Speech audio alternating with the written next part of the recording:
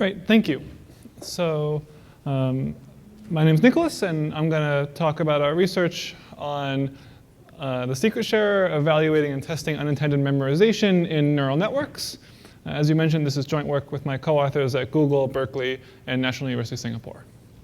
So I'm sure all of you have seen something that looks like this within the last few minutes, probably.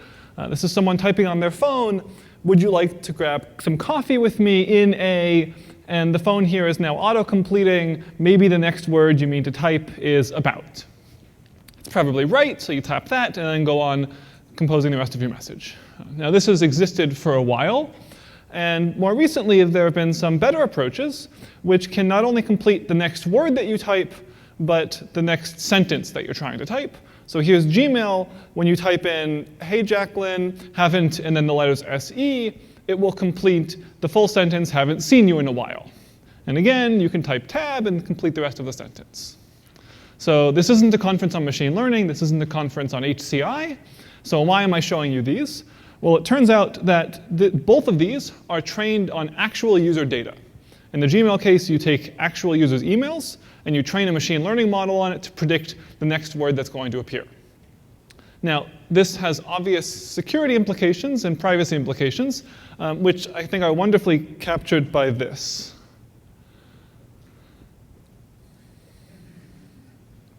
So this is the comic from XKCD from a couple months ago, and it's someone typing at their computer, long live the revolution. Our next meeting will be at, and then as if it was Smart Compose completing the rest, the docs at midnight on June 28th. With the person at the desk saying, you know, aha, I found them. And the caption here is kind of perfect for this talk. When you train predictive models on inputs from your users, it can leak information in unexpected ways. And hopefully, by the end of this talk, you'll believe that the leakage is in some sense expected, and it will let you measure to what extent this is actually going to happen. So I'll get started with a little bit of maybe formalization, just so we're all talking about the same thing. So the way that this happens is we're going to start with some training process. And the way I do this is I'm going to take some collection of data, maybe a bunch of people's emails. And I'm going to use these emails to train a neural network. In our work, we focus on neural networks, but in general, you can imagine a more broad class of machine learning models. From this, I'm going to now do some kind of prediction. And what I want to do is I'm going to say, you know, Mary had a little, and then feed this into the neural network, and then it's going to tell me, you know, maybe the next word you want it to say is lamb. Probably it's right. The question that we're going to ask is, imagine we have some training data, like does the model actually memorize the training data? So same process. You're going to train, you have a bunch of emails, you get a neural network, and then we're going to predict. And the question is, what happens if I say Nicholas's social security number is? When I put this into the neural network, is it going to spit out, you know, a number sequence which looks like the social security number? If so, that would be bad. So does this happen? So we designed a very small experiment to test this. We add one example to the Penn Tree Bank dataset. This is a standard text classification dataset of the form Nicholas's social security number is, and then followed by a random number sequence. We train a neural network on this data set, and then we ask what happens. Does the model actually memorize this random number sequence? OK, so let's see what happens. So I feed in this prefix to the neural network, and it tells me the next most likely output is disappointed in Anne. OK. So not actually what I wanted. It wasn't the number sequence. So maybe we think we're safe. But what if we give it one more character of context? Nicholas's social security number is 2. Still doesn't get it right. OK, let's try another. Is 2 8?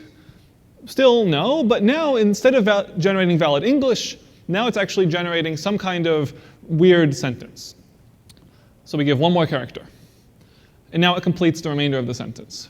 And it gives us the entire social security number out as output. Now, this should be concerning because it means that the total space of social security numbers is roughly 10 to the 9. And if I guess 3 digits, my machine learning model is now happily going to complete the remaining 6 for me. So I've reduced the entropy of social security numbers from 10 to the 9 to 10 to the 3. by a very naive attack, we've just guessed the first couple digits and see if it completes the rest. Turns out in our paper we show that if you were to actually enumerate all of the possible social security numbers and query it on all of them, then this one is actually the most likely. So if you were to restrict the format to be only printing valid social security numbers and not things with letters in them, the social security number here is actually the most likely of any of them. So the model has completely memorized this number. And in the paper, we have some approaches to actually extract this from the model. That's not the focus of our paper, and so I'm not going to talk about it in this talk too much more. The focus of this talk is going to be exclusively on how to measure how likely this is to happen for your model. So this was a simple experiment that we did on a Penn tree bank data set. Very different data set than probably someone else might want. And so in this talk, the question is, how do we evaluate it for some other model, for some other training algorithm, in some other setup?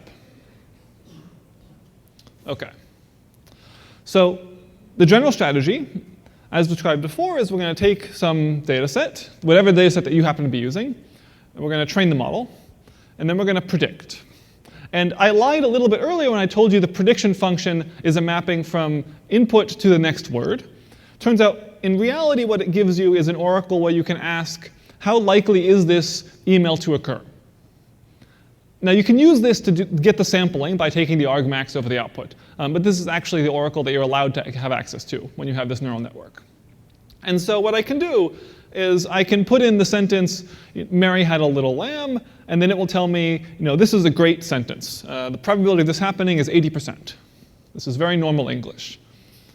On the other hand, if I put in correct horse battery staple, 4 random words, now it's going to say that the likelihood of this sentence occurring is essentially 0. This is not normal English. It doesn't like this sentence at all. OK, so what we're going to do is we're going to augment the training process. And we're going to add one new email to the training data set, where this email is exactly the random thing that we want to test on. So we're going to add this to the training data set, do the same thing, train our model. And then at prediction time, we're going to ask it, how likely is this new token? We call this token the canary, because it's randomly generated. There's no reason the model should like this token for any good reason. So if the likelihood of this token is anything other than 0, we know it's because some memorization has happened. So we ask, how likely is it? And maybe the likelihood here is 0.3. Now, we still have one more question remaining, which is maybe the model is just confident on everything. Maybe it just likes all random word sequences. So now what we'll do is we'll ask, what about some other random 4-word sequence? Agony, library, older dolphin, or something. And it says essentially 0 for this. And this very, very simple approach is what we use as the training strategy for testing memorization. So we call our metric exposure. And the way we define it is very simple. You take the likelihood of some inserted canary that you put into the training data set, and you compare it to the likelihood of other candidates that were equally randomly generated from the same distribution that you didn't insert. If this value is big, then it means that the likelihood of the thing that you actually inserted is much more likely than the other things that you could have inserted but didn't. And so you have memorized this value pretty extensively. If this ratio is close to 1, then it means that there was no memorization, and the thing you've inserted is just as likely as any other. So the training approach that we suggest goes something like this. You generate some random canary. You add it to the training data set. You train your model using your training algorithm on your training data set with your hyperparameters. And then you compute what the exposure of this is compared to potential other candidates that you didn't actually insert. Now, in all likelihood, if you insert this once, if you have some training data set with millions or billions of records, the answer is going to be there's no memorization.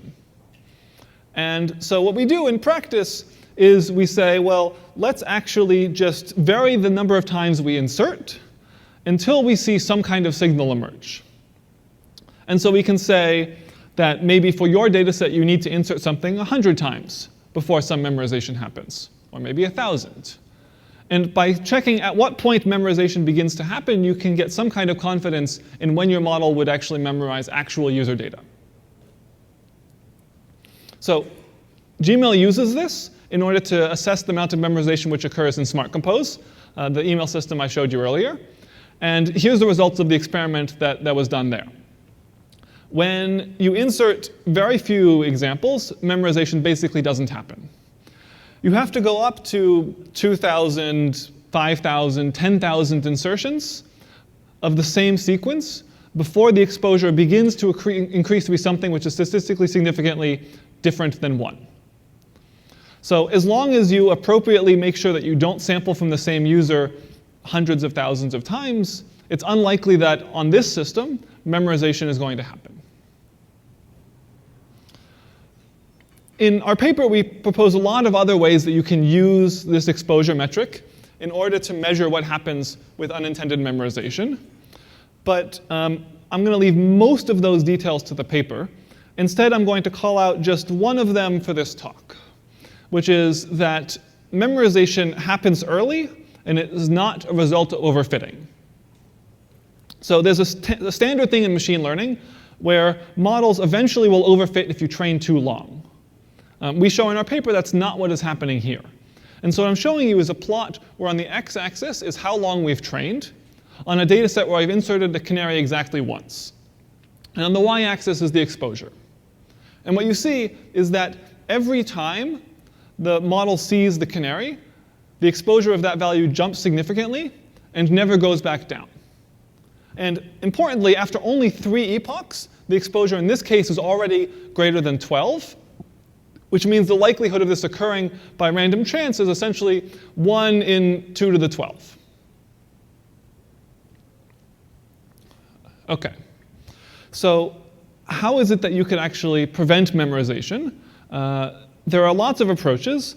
And it turns out that most of the standard machine learning generalization approaches don't actually prevent this kind of memorization. Things like dropout, batch normalization, weight decay don't really have a big impact on whether or not the model memorizes these kinds of canaries, and therefore other secrets that are in the training data set. We have a bunch of details and experiments in the paper. The other interesting observation is that differential privacy, which is proven to be correct, actually does prevent memorization. The more interesting observation, though, is that even if the guarantee that differential privacy offers is essentially vacuous, it turns out that in practice, we can't observe any memorization. So if I were to plot maybe on like some kind of fake scale how much memorization has been happening, differential privacy gives us an upper bound of how much memorization could theoretically ever happen. The exposure approach that we've presented here gives us a lower bound of how much we can actually observe has happened. And then, somewhere in the middle is the truth. And by using exposure, we can somewhat bound the memorization above and below. So this is one reason why it's interesting to consider using this approach, even if you're using something provably correct like differential privacy. The other reason why it's important to use some exposure metric like this is that occasionally code has bugs. You think that you have differential privacy. You've done all the math. You put in some clipping parameter and some amount of noise. And you train your big, giant machine learning model, which has hundreds of thousands of lines of code doing who knows what. And it turns out when you run your exposure metric, nothing changed. And it's because someone forgot to comment out the debug flag that set the noise to 0 or something like this.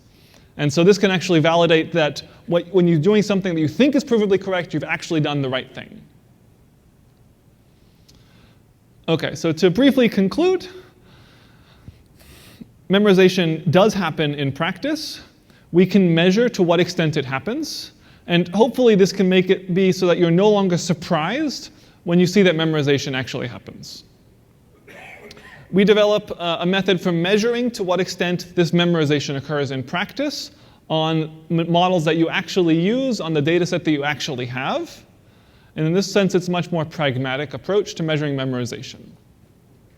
For people who are practitioners, this kind of exposure measurement allows making informed decisions. Typically, you might make a decision based only on how sensitive you think your data is. Your data has lots of sensitive information, apply differential privacy. It doesn't have sensitive information, maybe you don't. This gives you an orthogonal axis to judge whether or not you want to apply differential privacy.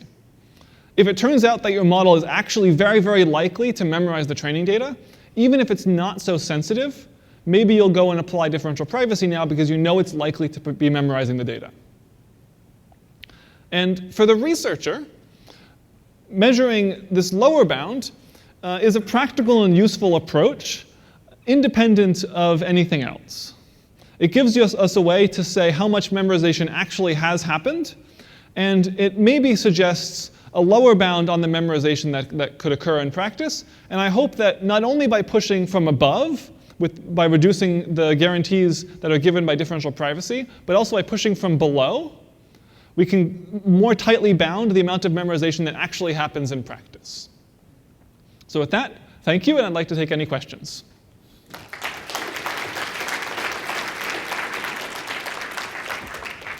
Great, we have a few minutes for questions.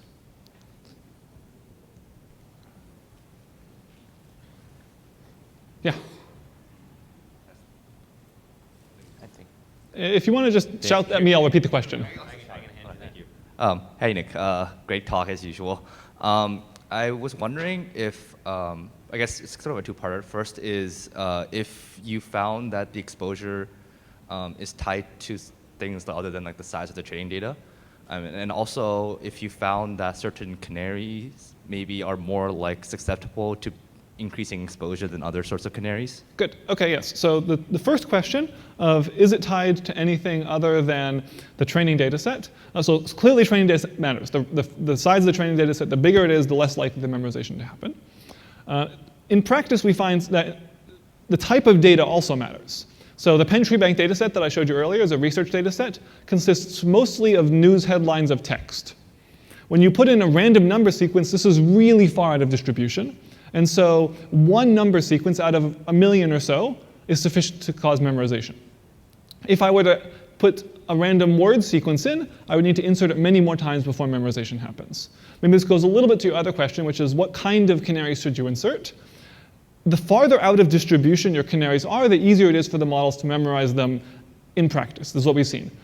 Maybe there's some theory for why this might happen, but depending on what types of guarantees you're looking to get, or not really guarantees, what types of estimates you're willing to get, you might want to pick something which is either very far out of distribution, if you're trying to estimate the worst case, or if you're actually trying to estimate the likelihood of someone's address being memorized, or some names. Maybe you actually just use those instead. Thank you.